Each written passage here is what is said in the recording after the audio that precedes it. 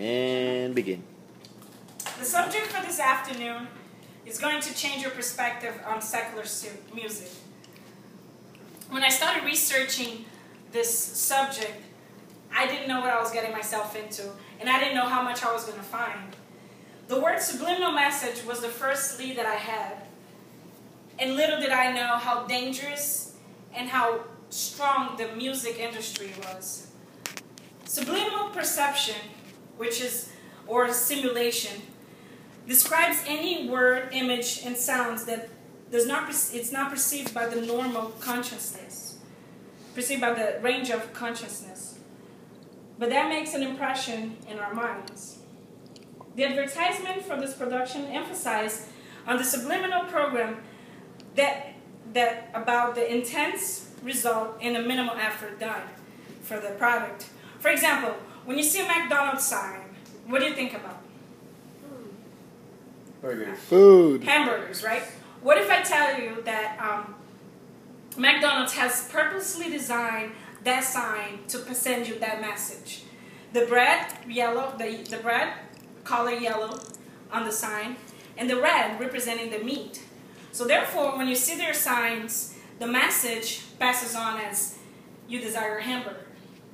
That's the kind of subliminal message we're dealing with here.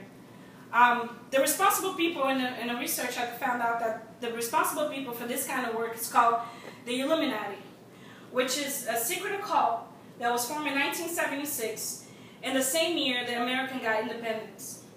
The Illuminati had no reservation whatsoever to adopting of witchcraft, terror, blackmailing, and so on.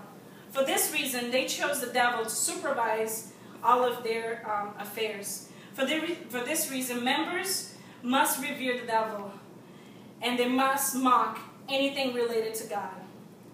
The Illuminatis use artists to program people. The music artists are used as a tool to spread the hate, the violence, and all sorts of evil thoughts through their music. They are very good in corrupting the minds of teenagers, giving them the belief that life is all about having money, sex, and drugs, and fame. Which brings me to the satanic point of this speech. The Illuminati embroidered the satanic lyrics into the song with an intent. They intentionally place the symbols everywhere. Their goal is to make everybody believe that you should be selfish and not care about anything else but your own personal gain. A lot of the music content they refers to satanism, sex, occults, and other spiritual meanings, which are forms of lyrics, symbolisms, and refers to which we usually ignore because we don't pay attention to them. One of them which possesses the artist's mind, body, and soul. It's mentioned in various songs today. This word refers to people that sold their souls to the devil. And you can hear in many songs. You probably will recognize some of these words in the songs of Eminem, Rihanna, Jay-Z, Tupac, Fatboy Slim. And the words are New World Order, Rain Man, Umbrella, Ella, A, Chips, and Stacks. Eminem's song called Rain Man makes no sense whatsoever, and it has random numbers at the end. He says, I forgot my name. My name was not to become what it became. With the level of fame, my soul is possessed by the devil. My new name is Rain Man. The Illuminati loves to hide things in a plain sight. Symbolism and other types of representations that can obviously and subconsciously be picked up. But through a conscious mind, your level can never see it. So why do the Illuminatis hide things in a plain sight like that? Why do they have this image? Well, it's just an insult to God. I researched it, and you see, when a member of a cult, they never deny the existence of God, but instead they choose to follow Satan. Everything the Illuminati does is for Satan. Satan's goal is to deceive and corrupt everybody on earth. And they along with them, will go to hell eventually. They believe in the Luciferian philosophy that Adam and Eve were held prisoners of the Garden of Eden, and they were set free from the chains of ignorance with the gift of the intellect from Satan.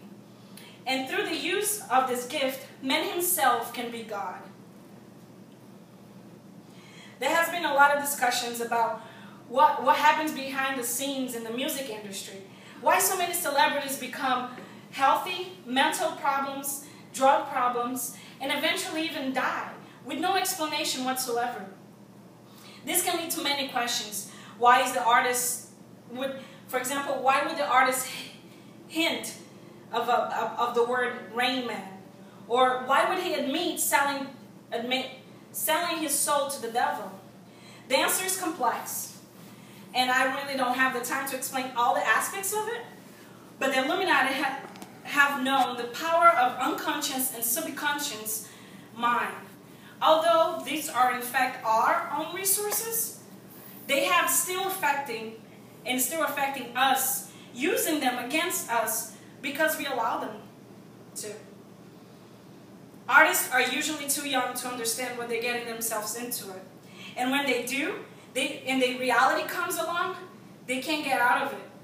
There's an Eminem song that says, "I'm trapped. If I could go back, I would never have rapped. If I sold my soul to the devil, I will never get it back. I just want to leave this game with my level head intact." Which, see, in the lyrics, it's informed of the despair the level of despair that they get into. A lot of these artists, they're trapped in a net that they cannot come out of. So therefore, they have to do what they have to do these days. Before the higher-ups can murder a celebrity, they have to first destroy the image, like they did with Tupac, Michael Jackson, and lately Whitney Houston. And many others. With the use of the tool, the press, they convince the general public to believe that they're fake, destroyed images of the celebrity. They can then easily set up the scenario which is together with the image destroyed, and so on. Their behavior seems that is not out of the ordinary. Then it becomes easy for them to murder the celebrity and pass it on as accidental or suicide. There's a lot more that I couldn't put in this presentation, and I would like to share a video with you guys. But that's pretty much my speech, and thank you for listening. That was really good. Thank you. That was really